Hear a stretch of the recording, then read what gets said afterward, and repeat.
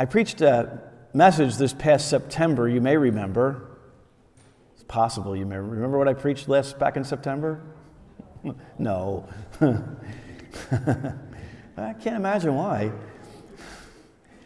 I was talking back in September. I gave a little mini-series, just a few weeks long on, the first week was, what do you get from church? What do you get from church? And I don't just mean the parish, the building. I mean church, the big C church. What does the church offer you?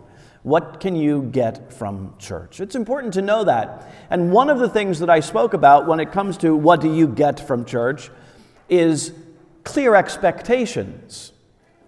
Here's what is clearly expected if you wish to be a part of this, organization, as it were, this community.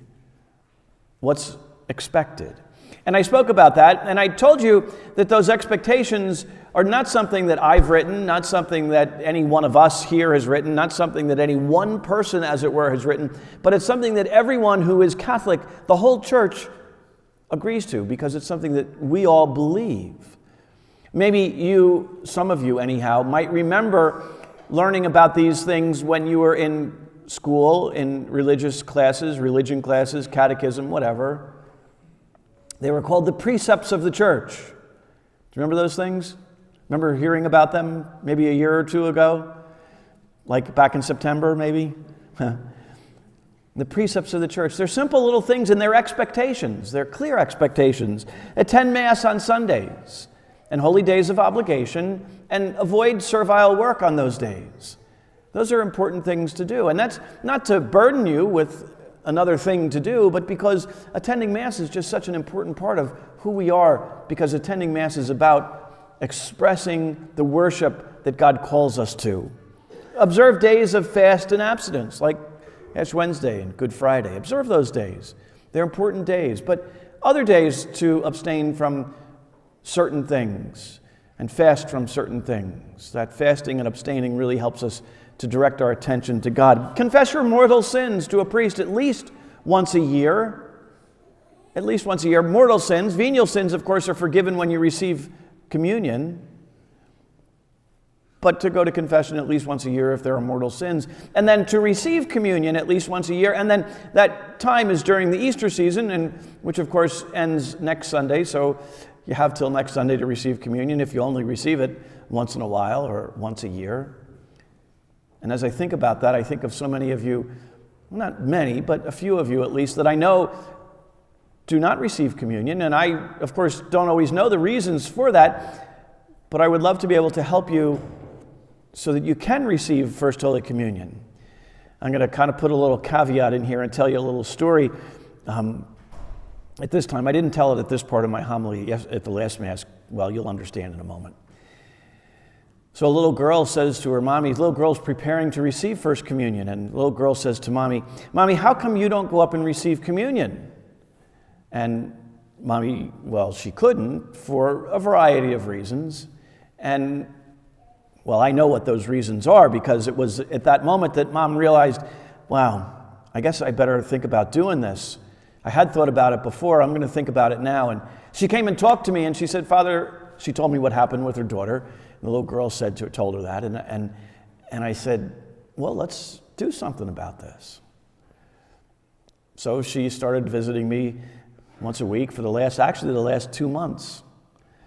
And yesterday, her daughter received First Communion, and today at the last Mass, she received her First Communion. It was her daughter that called her to that, just as I call so many of you to receive that great gift. And then the last of the precepts is to support the church financially, the temporal goods of the church. Keep the lights on, the air in the summer, the heat in the winter. Allow us to be able to offer our staff a fair salary, a just salary. Those are important things that we all are called to do. They're clear expectations. And really, if we want to answer this question, what's next, there needs to be some common ground, some foundation, some clear expectations that we can work from that allow us to understand what it is that we're called to do. And those precepts give us this foundation, because clear expectations really provide us with that next thing in answering this question, what's next? And that thing is accountability. And I think as I read this gospel, this prayer of Jesus, that's what he's speaking about when he says, Holy Father, I pray not only for them, but also for those who will believe in me through their word, so that they may all be one, as you, Father, are in me, and I in you, and that they also may be in us. I pray not only for them, but I pray for those who will believe. Jesus is offering this prayer for you and me. And you might wonder, what does this prayer to the Father have to do with accountability? Well, let's go back for a moment. Like last week, commitment. The week before, conflict. The week before that, trust. The week before that, introducing this question. And the way that we approach life, there are two things. There's two ways. There's two mentalities that we can use to approach life. Hopefully by this week you know what those two mentalities are. Hospital and the amusement park. And everyone prefers to go to the hospital, right? I didn't think so. We all prefer an amusement park, but when we look at accountability from a hospital perspective, we only see the bad that comes from holding one another accountable and the hurt and the pain that it can cause. And we say, I'm not going to go there, I'm not going to do that. But when we look at it from the amusement park mentality, we understand and we recognize that there is a certain amount of fear. You know, that roller coaster, there's a certain amount of fear that goes with it, but everything in the end is going to be okay. And we're going to get off that ride and we're going to say, what's next? I'm excited. What's the next ride going to be like? This is Jesus' words, that they may all be one. That's Jesus' prayer. You know, people who are united as one work for the good of the community, the good of the body of Christ. And that sometimes means that we must call one another on behavior that hurts the good of the community, that hurts what is good for everyone. And those behaviors, of course, are usually very self-serving. I want what I want the way I want it. They're actions and attitudes that refuse to consider what's good for everyone. But not just what's good for everyone today, here and now, but what is good for everyone who will be here in 5 or 10 or 20 or 50 or even 100 years. What we do today must consider what will happen in the future and what is good for the future. We lay that foundation today. And you know what? That's difficult. That's even painful. And of course, you know, when you encounter difficulties and pain, who do you call? The doctor. And where does the doctor send you? The hospital. Because we prefer to avoid those kind of things. We tend to avoid those confrontations, and people do that. I get it all the time. You know, Father, we all agree. I was talking with everyone in the parish, and they all agree that we should do this. You should do this, Father. You talked to everyone, did you, huh?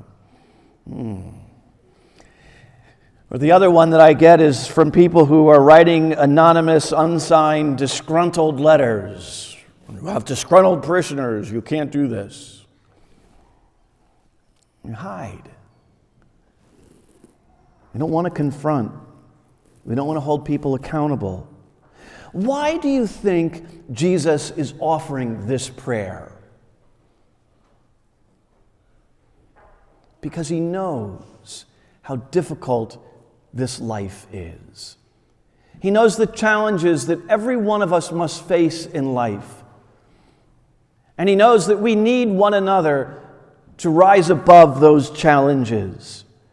And that's why it's so important to have very clear expectations, to have a foundation that we can build on. And fortunately, as a church, we have that. It is those precepts. And here's the thing, though, as we get and work together, as we come together, work together, and get to know one another and have that family kind of relationship, the tendency is to say, well, you know what, Joe over here isn't doing what he's supposed to be doing, but you know what, I don't want to hurt Joe, I don't want to offend him, so I'm not going to say anything to him. I'm not going to hold him accountable because I'm afraid I might jeopardize this very valuable friendship that I have with him. Well, if you're really his friend, if you're really a fellow disciple, ironically, all that does is harm the relationship. Because it causes the community to deteriorate. Because we don't hold each other accountable. Because we begin to resent one another for not living up to the expectations that we hold as standards for everyone. You see, great communities, great Christian communities, great disciples improve their relationships by holding one another accountable. How so? Well, Jesus tells us. Father, they are your gift to me. I wish that where I am, they also may be with me, that they may see my glory that you gave me because you loved me before the foundation of the world. Think about it. In the eyes of Jesus, you are a gift.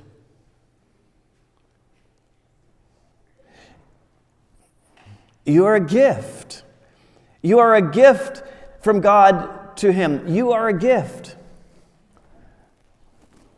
You're a gift. And you're not just a gift to God, a gift from God to Jesus.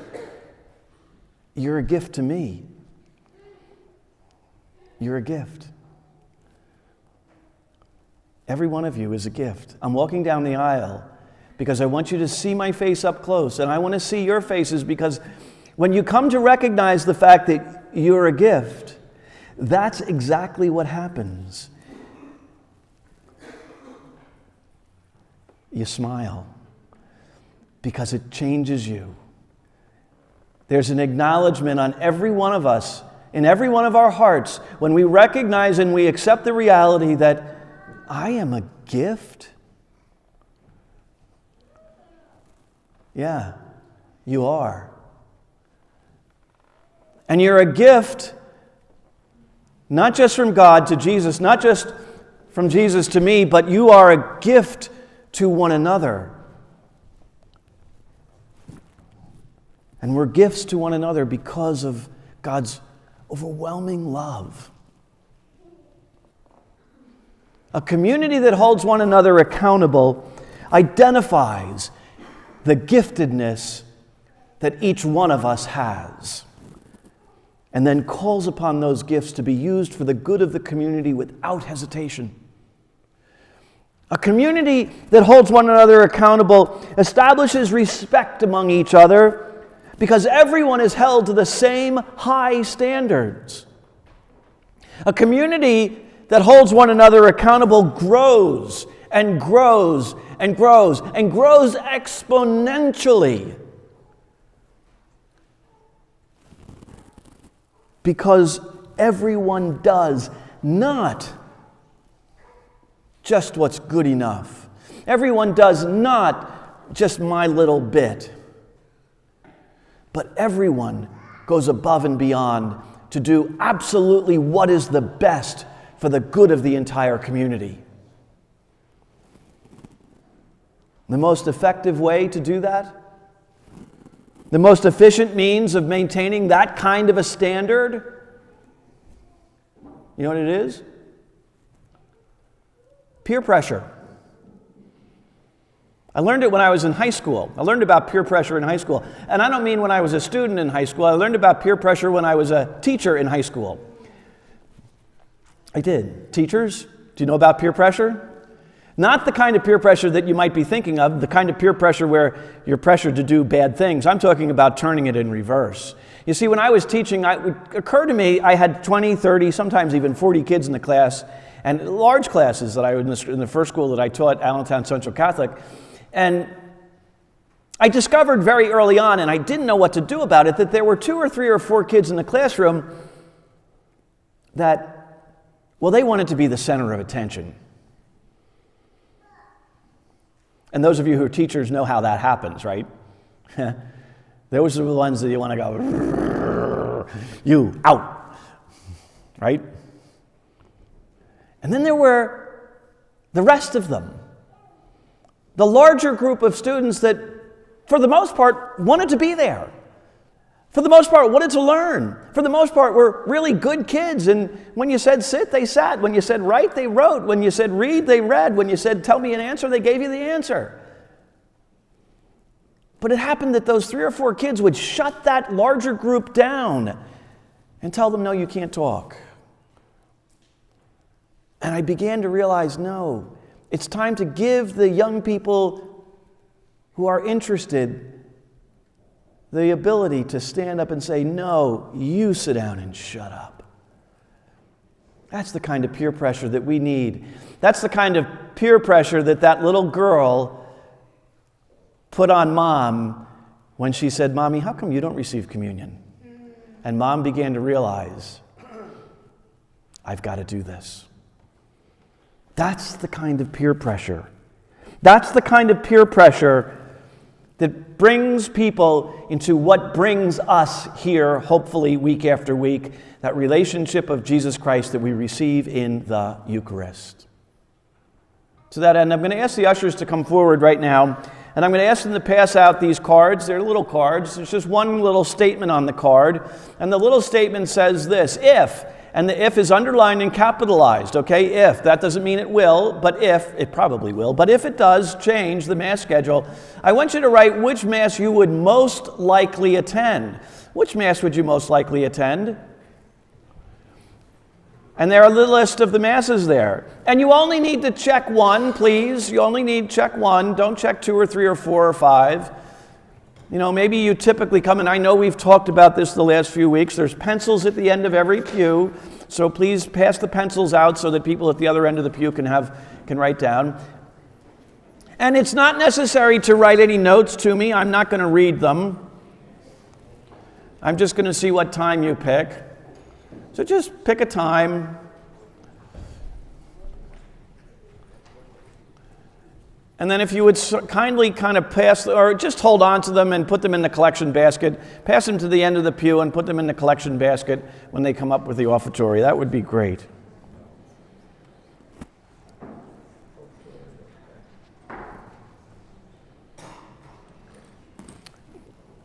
And then just a couple of more things. The first thing is, in the back, there are carnations. You know what today is, don't you? Come on, what's today? No, it's not. It's the 7th Sunday of Easter. Mother's Day is celebrated by the church on January 1st, which is the feast of Mary, the Mother of God. That's when we celebrate Mother's Day. One of these days, I'm going to make that a thing in the church. But we'll celebrate Mother's Day today with Hallmark, and so there are carnations there. And the money that you might donate to take a carnation for Mom goes to Birthright, and I encourage you to do that. Pray for Mom today. We all have one. And then the last thing. Folks, do you struggle with some of this stuff? Do you struggle with some of this stuff? Sure you do. I do. I'm not all that different from you. I struggle with some of these things. This what's next stuff. It's not easy. It's difficult. That's why Jesus prays for us.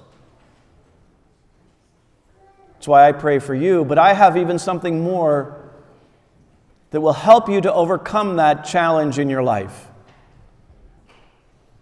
Next Sunday evening at 5 o'clock at Chantilly's restaurant is the Alpha Celebration Dinner. I would encourage you to consider attending that dinner. But of course, we need to have a count of who's all going to be there by Wednesday, so if you want to talk to some of our Alpha people who are here at this Mass, Lisa will be in the back there as well. If you would want information about it, ask. I really encourage you to do this. And here's the other thing about it. People, don't worry about how much it costs. It doesn't worry if you can. We'll do a collection, a free will offering at the dinner. And if you can afford it, great. If you can't, don't worry about it. I'll pay for you. I will, too.